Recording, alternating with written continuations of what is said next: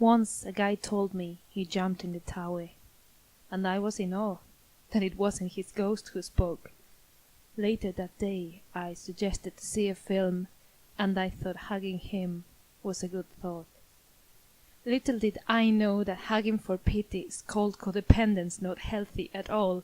I then reflected on how I was asking for love myself and saw a pattern.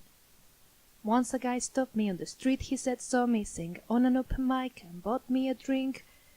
As we were chatting, he shared information he said was a secret, but that he trusted me. He was depressed and his mother had just passed away, and I hugged him. I wished I could help. Once a guy busking whose addicted mother had killed his ambition became my new target.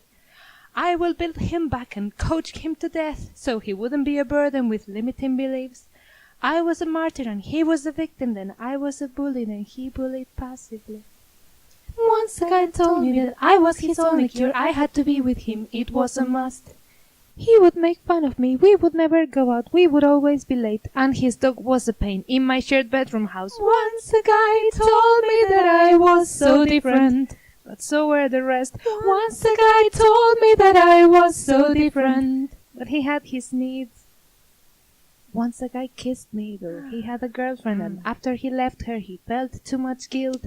So I released him and shaved half of my hair, and we got together again to then split. Once a guy wanted a girl he was craving, but she was too far, so he took shelter here. I told him tell her, and gave him time for it, and cut my hair nunnely, but he did still like it.